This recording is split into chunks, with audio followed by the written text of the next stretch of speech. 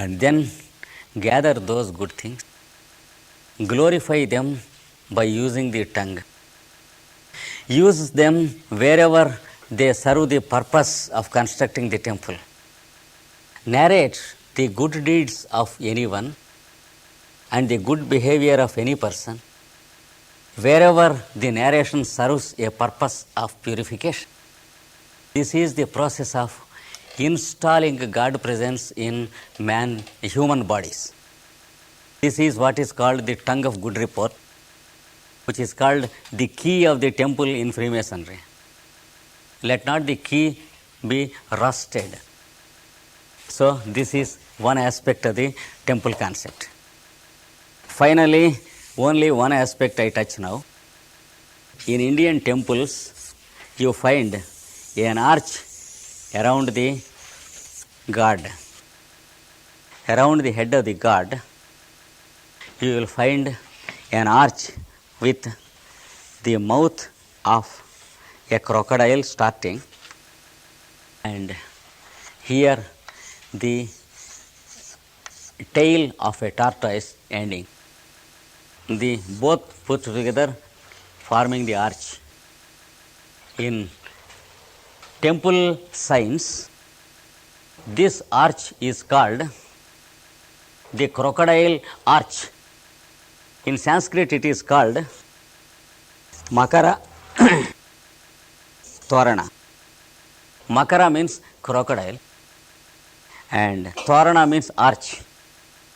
This represents the northern half of the zodiacal signs. That is, the 6 signs beginning with Capricorn, which is called the crocodile, and ending with what is called Cancer, the beginning of a Cancer, which is called the tortoise in the scriptures. So, the northern signs, 6 signs of the zodiac, they are called the arch on the around the head of the Lord. This means that the northern half of the year is favorable for the practice of spiritual appliances and the temple construction within yourself. This is because the water on the earth will be distilled and purified and taken in the form of clouds. It is the water is liberated from all pollutions of the earth we make, and pure water is lifted up from the pollutions, and they are gradually made clouds, and then they are allowed to come down to earth once again in the form of rain. This forms one of the major symbolic keys of the ancient scriptures. Major symbolic keys of the ancient scriptures. The upward path of water and the downward path of water put together forms the one arch of the upper hemisphere. That is, the water from the time it left the earth to the time it once again touches the earth. It forms the upper half of the solar temple. It is called the brilliant arch around the head of the Lord. During that period, the subtler principles of your constitution, that is the higher 3, are more alert and awakened than the lower 4. So that period is more favorable for spiritual practice and the initiation for the construction of the temple, that is the inner temple. That is the reason why these signs, 6 signs, are arranged around the head of the god in the Indian temples. These are a few interesting points of ancient symbolism regarding the concept of temple. Of course, the concept of temple is very, very vast. and we can go on giving information and narrating new things at least for 30 lectures. Therefore, it is only by way of introducing the subject to you I made this introduction. And sometime in the future, if we will be able to plan things, we can have a regular course of symbolism arranged at the same time and the same place for about 10 days or 15 days. Then we can do some justice to the subject called the temple. Thank you all. The subject we are tackling and the spirit with which we are gathering does not require the numbers, but it requires the hearts. I have a funny proverb in India which you don't mind if I repeat. Many times I repeat in my lectures that number of heads are counted only in two occasions. One is the political meetings, where they count the number of people belonging to their own party. And the second one is at the hair cutting salon. So, we are here concerned to enjoy the pleasure of sitting as one family, because our daily duties do not permit us to spend all day long together. That is the purpose with which I visit every place, because for many decades I am made to believe that the humanity on this earth globe as a whole is a family, and the relationship of the family members is sweeter than any other relationships. That's why it is never the question of the number of. If thousands of people go and come into an exposition or an exhibition, everyone enjoys for himself or herself separately. That is not what we want. And about the title of the subject, I strongly advise you, even in the future, that one subject be taken like this and treated in successive lectures, so that they may not go random, and there is the possibility of having one subject as a course. Let it be 10 or 20 or 15. The people enjoy the pleasure of one subject, so that the sequence of the subject is properly received. Therefore, I request our hostess Emma not to think of the number. And more than 90% of the people who gather here, they are all very near and dear to my heart for many years. It is not once or twice I see them. And even when I came for the first time in 1972, I felt that I was in my native place. I expressed that sentiment and idea that day itself. This is the only place where I felt that in the whole of the Occident. I think not less than 10 times I expressed it till now. See, to make a foreigner feel that it is his own home is not an easy thing, but I find it here. And I take such liberty with many of you here at Liège, maybe in conversation, maybe in behaving as a guest, or maybe sometimes in my peculiarities and oddities of behavior, that I have not taken this liberty anywhere in the Occident except at this place. No doubt, I may behave more politely in other places, and I may be more punctual and regular in my duties in other places. I may respect people more, but loving is different from respecting. The relationship between a father and a son, father and his daughters, is not respect or politeness or something more, and it cannot be equaled by any other relationship. We all gathered in Yamma's house. We all gathered in many houses, each belonging to one of you. And this is not the first time for all of us gathering. It is for this affection that I go around the world. Because it is this affection I am accustomed to give to others. Now we will enter into our subject. We take up the most popular symbols in Indian scriptures today. They are called Shiva, Vishnu and Brahma.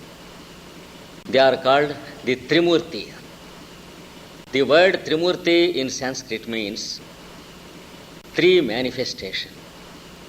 You might have seen photographs of a sculpture in India which is taken from the caves of Elephanta, and the sculpture belongs to 3rd century BC with one bust and neck and 3 heads. That represents the pictorial presentation of the Indian concept of the Trimurti. That is the Trinity that was conceived in India. It belongs to the thousands of years in the past, and it is as popular now as it was in the ancient days. And 90% of the names of persons in India today belong to one of the 3 names or their synonyms. We find the name Shiva to many people. For example, the younger brother of our Kumar is named Shiva. And Vishnu is also a common name. Brahma is also a common name. You will see that in Belgium itself there is one Brahma. And in the scriptures, the name of the wife of Brahma is Saraswati. And now the Belgian Brahma has his wife with name Saraswati. He comes from a countryside called Coxey. I make a fun of him always, calling him Brahma the creator, because the 3 represent the 3 aspects of creation. Brahma is creator. Vishnu is the Lord of existence. Therefore, he is the Lord of preserving. Shiva is called the destroyer. Actually, he is not the destroyer, but we have to understand the 3 aspects correctly. You see how the ocean manifests waves. There is the emerging of one wave, and there is the merging of the wave again into the ocean. So, Brahma represents the emerging of the wave of one creation, and Shiva represents the merging of that wave of creation into that ocean. Therefore, it is not actually destroying, but on the physical plane, it is observed as destruction. Because living beings who take a physical body are bound to have an end to the physical body. This is because physical body is no independent existence. It is only an equilibrium of many millions of forces, which I compare with the shape of a tent. What we call tent is not an item in itself. The real items are the cloth, the wires, les cordes, the pulleys, and the pillars. All these, when they are arranged in a proper model, we will get the new item called the tent. qui est appelée la tente. But the tent never indicates an independent existence of something different from the parts. Therefore, the physical body is not an item at all. It does not indicate an independent existence. When the other forces are under certain conditions, they set up an equilibrium which we call the physical body. And when the equilibrium is disturbed, the forces are distributed into themselves. They have not gone anywhere. But the physical body is not there. Therefore, existence in a physical body has a beginning and an end. Similarly, all the physical matter in this creation has its beginning and its ending. That is why our earth, which is on the physical plane, had its beginning and it will have its own dissolving into the original component. Same thing with other planetary bodies also. And same thing with the total solar system also. And same thing to every solar system in this space. So, it is understood that there is an intelligence which is gathering forces into the creative activity. And that force is called Brahma, the creator. The intelligence that gathers forces for creation is called the Deva Brahma, the creator. And then another intelligence is working for the distribution of these forces in the end. Just as when we take a journey somewhere, it has its own beginning, a program for the journey, and after finishing the journey, we will also have a program for returning home. We will be as busy with our tickets and baggage to end the journey as we were in the beginning of the journey. So, it is also an equally important program. And the programming director who programs for the end of things is called Shiva. He is wrongly understood as the destroyer. But if we speak with the physical plane under consideration, it is what we call destruction. But if we take the whole plan into consideration, it is not destruction. If an artist is working with his plaster of Paris to make a sculpture, he is the creator. And if a more beautiful structure comes to his mind, he can once again make the plaster into a pot to be used for the new sculpture. But while he is destroying the first sculpture. He is making it possible for the better sculpture. So we can say he is the destroyer of the first sculpture. So if we take only the first sculpture into consideration, it is destruction. But if we take the creative art of the artist in totality, you will understand that it is a game for pleasure. And the game includes a beginning and an ending, a better beginning and a better ending, and again a better beginning and a better ending. See how the child is playing the same game again and again. See how with the same 52 playing cards, we again and again play the cards game, finding something new in the new game. This finding something new is the quality of consciousness. And the consciousness is compared with a child playing with his toys for his pleasure. The third one also we have to understand. Suppose the first one is a sculptor.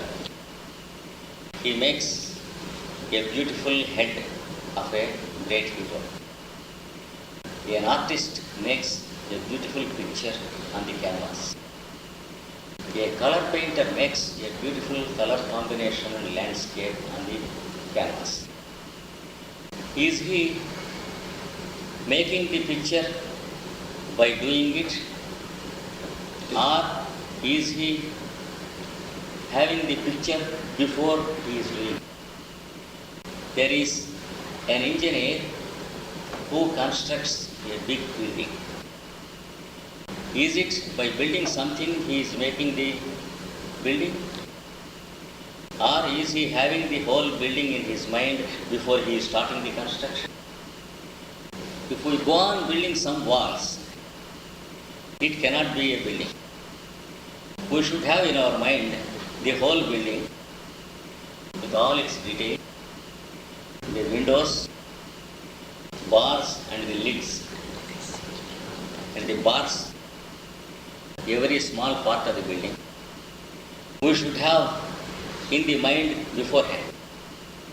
The plan of the building should be there on the paper beforehand. Then only the building is constructed. Before coming upon the paper, where is the plan existing? In the mind of the craftsman who makes the building.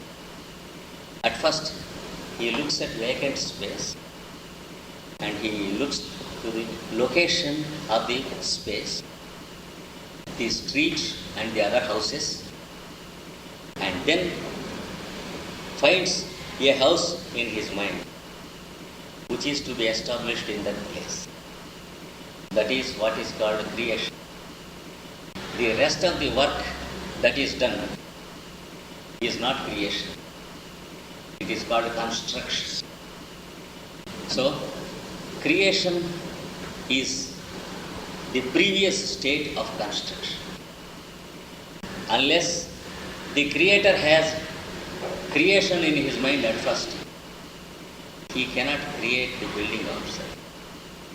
Unless the sculptor had the picture in his mind, he can't make it upon the clay. Unless the painter has the landscape in his mind, he cannot make the landscape on canvas. The same is true with everything. When the artisan prepares a cup or a pot with clay, he is having the pot in his mind at first, which is called the pot of creation. And then he begins to make the pot on clay. So, the creator should have the whole creation in his mind. Before that, it should come to his mind. You see, where from the potter is getting the shape of the pot in his mind, where from the sculptor is getting the picture into his mind. It is called his background mind. It is not his mind, the mind. From the mind he is getting it into his mind. So, what we call the background mind is the third aspect, Vishnu. He is the background upon which the Creator awakens and then has the plan of creation in his mind.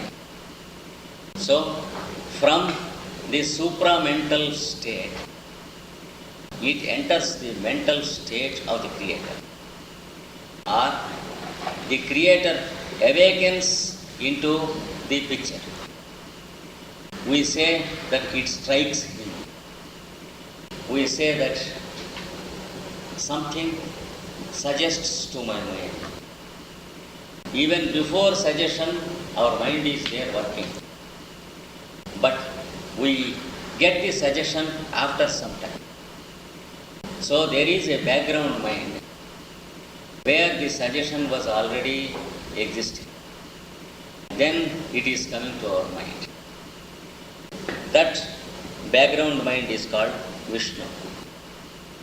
So he preserved the whole creation in the background mind. And then the Creator came out from him. And into the mind of the Creator, the whole creation came as the idea and plan. Then he began to work it out. That is the reason why the symbolism is described in a peculiar way. Lord Vishnu is said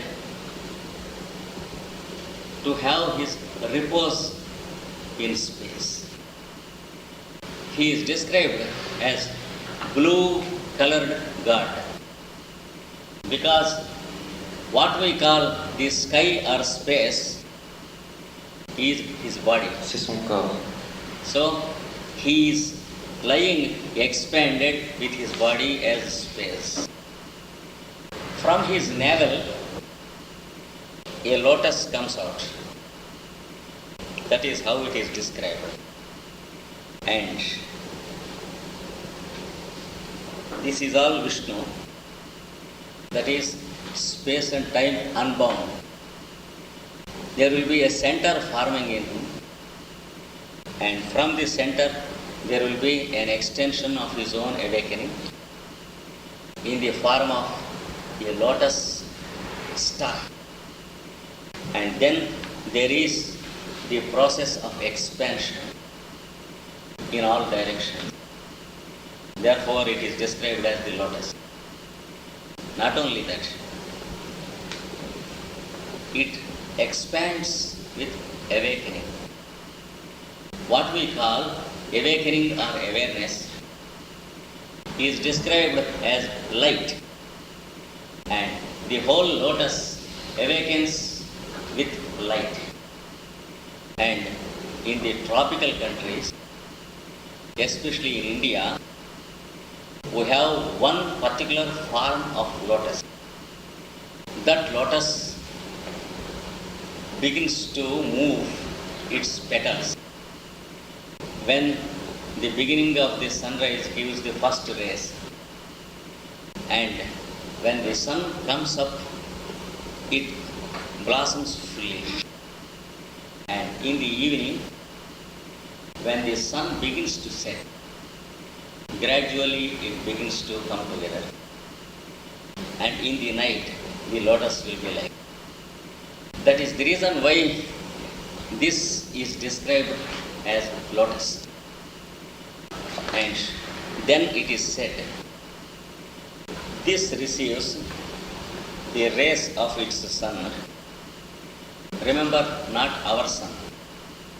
Because the creation was not yet there to have our solar system. There is a sun who exists in every part of this space. He is called the spiritual sun in the scriptures. He is also called the spirit in the Roman Catholic symbolism. L'esprit. That is, the Lord in the highest concept a man can conceive. That spirit gives its awakening to this lotus that works as the sun of this lotus.